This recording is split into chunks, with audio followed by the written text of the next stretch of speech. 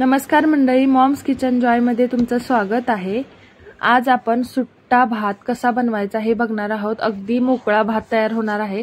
रोजच्या जेवणाला आपण चिकट भात बनवतो, पण कधी पाहुणे वगैरे येणार असतील तर सुट्टा भात बनवला जातो। तर आपल्याला काय करायचं, इथे मी बासमती तांदूळ घेतलेले आहेत, जे अर्धा तास आपल्याला भिजत ठेवायचे। आता तांदळाच्या डबल प्रमाणामध्ये पाणी घ्यायचे, ज्याच्यामध्ये 1 चमचा मी मीठ टाकलेला आहे। जसा तांदूळ आहे त्या प्रमाणामध्ये मीठ टाकायचं आहे। इथं माझा पावशेर तांदूळ आहे। तर आपल्याला बिर्याणी वगैरे बनवायची असेल तर असा तुम्ही पांढरा भात सेपरेट बनवून घेऊ शकता। पाण्याला उकळी आली की त्याच्यामध्ये तो तांदूळ टाकायचा आहे। चांगला तांदूळ व्यवस्थित मंद आचेवर उकळून द्यायचा आहे। फुल गॅसवर आपल्याला हा तांदूळ ठेवायचा नाहीये। तर आपल्या मॉम्स किचन जॉय या चॅनलवर लहान मुलांच्या टिफिनसाठी, वेट लॉससाठी अशा रेसिपीज येत आहेत आणि अजूनही जुन्या आहेत रेसिपी। तर तुम्ही आपल्या चॅनलला नक्की सबस्क्राइब करा। छान छान व्हिडिओ मी तुमच्यासाठी घेऊन येईल। 1 मे पासून वेट लॉसच्या रेसिपीज येत आहेत, तर नक्की चॅनलला आपल्या सबस्क्राइब करा आणि चॅनलला आपल्या व्हिजिट करा, बघत राहा। रोज नवीन चॅनल आहे तर सपोर्ट करा। आता हा जो तांदूळ आहे तो 80% शिजला असं आपल्याला वाटलं की आपल्याला 2 मिनिटं गॅस बंद करून तसाच पाण्यात तांदूळ ठेवायचा आहे। ठेवला। आता काय करायचं आहे, 2 मिनिटं ठेवल्यानंतर एखाद्या कापडाच्या साहाय्याने आपल्याला याच्यातलं पाणी बाजूला काढायचं आहे।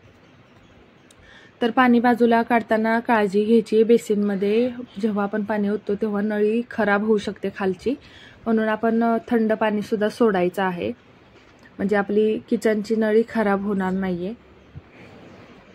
तर विनंती आहे, नक्की आपल्या चॅनलला सबस्क्राइब करा। आता शॉर्ट व्हिडिओचं टायमिंग आणि लॉंग व्हिडिओचं टायमिंग ठरवल्यामुळे तेवढ्या टायमिंगचा व्हिडिओ असतो, 3 मिनिटाचा अगदी व्हिडिओ आहे, स्किप करू नका। आता बघू शकता तुम्ही पाणी सगळं काढलेलं आहे।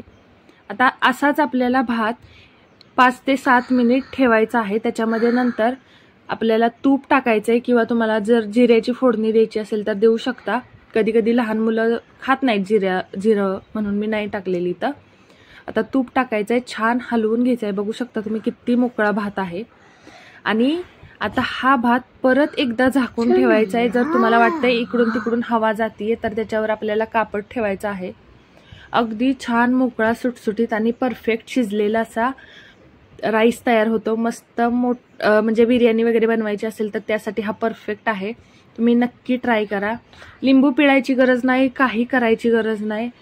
सिंपल ह्या पद्धतीने तुम्ही एकदा भात करून बघा। आवडला नाही तर कमेंट करा, आणि आवडला तर आपल्या चॅनलला सबस्क्राइब करा, लाईक करा, शेअर करा। Thank you, bye bye. छान राहा, मस्त राहा आणि आपल्या चॅनलला व्हिजिट करत राहा। नवीन चॅनल आहे, सपोर्ट करत राहा, सगळ्या रेसिपी बघत राहा। Bye bye.